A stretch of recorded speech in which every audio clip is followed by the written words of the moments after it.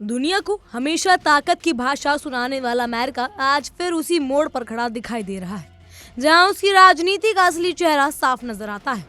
एक तरफ शांति की बात है, दूसरी तरफ युद्ध की धमकियां, एक हाथ में समझौते का कागज और दूसरे हाथ में मिसाइलों का दबाव। यही अमेरिका की पुरानी रणनीति रही है। पहले किसी देश को आर्थिक और सैन्य दबाव में ले आओ, फिर उसे बातचीत की मेज पर मजबूर करो और आखिर में उसे समझौते को अपनी जीत बताओ। लेकिन इस बार कहानी अलग है। इस बार सामने ईरान है, जिसने 40 दिनों तक चले तनाव और संघर्ष के बाद अमेरिका को उसी की भाषा में जवाब दिया। यही वजह है कि अब व्हाइट हाउस से लेकर पश्चिम एशिया तक एक ही सवाल गूंज रहा है कि अमेरिका आखिरकार ईरान के सामने झुक गया है। अमेरिकी राष्ट्रपति डोनाल्ड ट्रंप ने दावा किया कि उन्होंने तेहरान को एक पन्ने से ज्यादा का प्रस्ताव भेजा है। ये सिर्फ एक दस्तावेज नहीं, बल्कि उस अमेरिकी मजबूरी की कहानी है जिसे दुनिया अब साफ साफ देख रही है। वही अमेरिका जिसने कभी कहा था कि ईरान को पूरी तरह झुका दिया जाएगा, वही अब समझौते की शर्तें लेकर इस्लामाबाद के रास्ते तेहरान पहुंच चुका है। अमेरिकी मीडिया की रिपोर्ट्स के मुताबिक पहले ही बता चुके हैं कि वॉशिंगटन और तेहरान के बीच एक पन्ने के प्रस्ताव पर सहमति बनाने की बात हो रही है।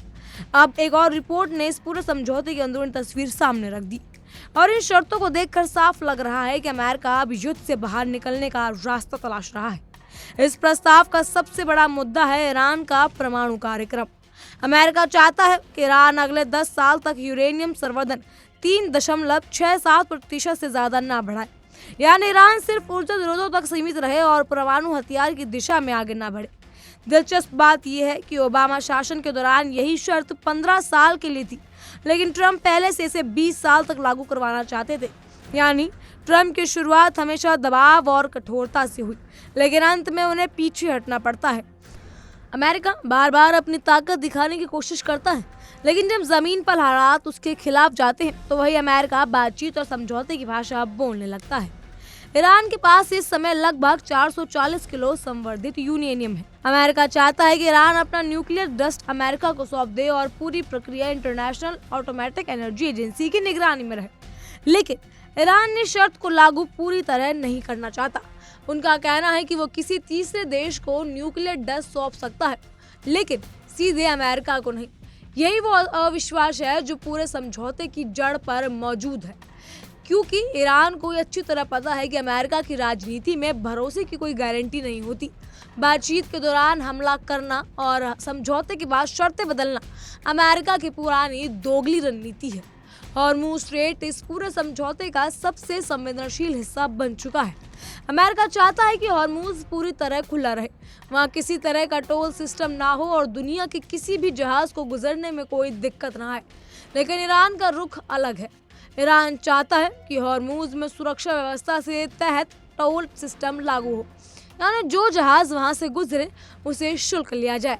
लेकिन यही है वो रणनीति का दबाव जिसने अमेरिका को सबसे ज्यादा परेशान कर रखा है।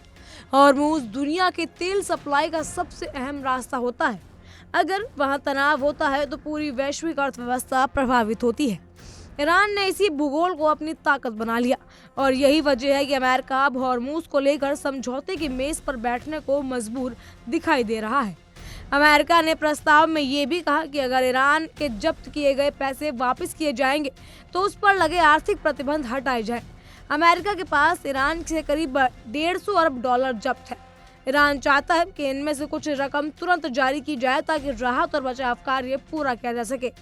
रिपोर्ट के मुताबिक अमेरिका इस पर राजी भी है। सवाल ये है कि अगर अमेरिका इतने सालों से ईरान को आर्थिक प्रतिबंधों के जरिए कमजोर करना चाहता था, तो अब अचानक वो ये पैसा क्यों देना चाहता है? इसका जवाब साफ है। अमेरिका को एहसास हो चुका है कि सिर्फ प्रतिबंध और धमकियां अब ईरान को झुका नहीं सकती। डोनाल्ड ट्रंप ने पत्रकारों से बात करके हुए कहा कि ईरान समझौते के लिए तैयार है, लेकिन उसकी शर्तें लगातार बदल रही हैं। ट्रंप ने तंज कसते हुए कहा कि वहां की सरकार सुबह कुछ कहती है, शाम को कुछ और। लेकिन दुनिया ये भी देख रही है कि ट्रंप खुद कितनी बार अपनी बयानों से पलटे हैं। कभी युद्ध की धमकी, कभी शांति की अपील, कभी हमला और फिर अचानक समझौते की बात। यही वजह है कि ट्रंप की छवि अब यू टर्न पॉलिटिक्स की बन चुकी है। ट्रंप ने साफ चेतावनी भी दी, अगर समझौता नहीं हुआ तो ईरान अमेरिका की ये जो लड़ाई है वो कभी रुकने वाली नहीं है। यानी अमेरिका की वही पुरानी नीति, बातचीत भी होगी और बंदूक भी साथ चलेगी। यही अमेरिकी कूटनीति का सबसे बड़ा विरोधाभास है। ये दुनिया को शांति का संदेश देता है, लेकिन हर समझौते के पीछे सैन्य दबाव और युद्ध की धमकी छिपी होती है। ईरान इस रणनीति को समझ चुका है, इसीलिए अब तक उसे इस प्रस्ताव पर खुलकर कोई प्रतिक्रिया नहीं दी। असल में ये पूरा घटनाक्रम सिर्फ परमाणु समझौते का मामला नहीं, ये अमेरिका की कमजोरी होती और वैश्विक पकड़ और बदलती विश्व राजनीति की कहानी भी है। एक समय था जब अमेरिका सिर्फ धमकी देता था और देश झुक जाते थे, लेकिन अब हालात बिल्कुल पलट चुके हैं। ईरान ने दिखा दिया कि अगर रणनीति और धैर्य मजबूत हो तो दुनिया की सबसे बड़ी ताकत को भी बातचीत की मेज पर लाया जा सकता है। 40 दिनों के संघर्ष ने अमेरिका की सुपर पावर वाली छवि को गहरी चोट पहुंचाई है। अमेरिका ने ना तो ईरान को परमाणु कार्यक्रम रोक पाया और ना ही उसकी राजनीतिक व्यवस्था बदल पाया और ना ही उसकी सैन्य रणनीति को तोड़ पाया।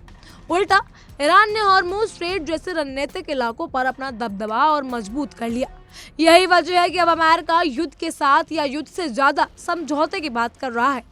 आज पूरी दुनिया देख रही है कि अमेरिका जिस डील को अपनी कूटनीतिक सफलता बताता है या उसके बताने की कोशिश कर रहा है, दरअसल वो उसकी मजबूरी की तस्वीर बन चुकी है।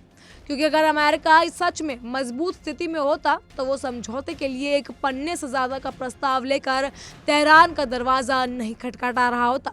यही वो अमेरिका है जो हर देश को अपनी शर्तों पर चलाना चाहता था, लेकिन अब खुद ईरान की शर्तों और रणनीति के हिसाब से कदम बढ़ाता दिखाई दे रहा है।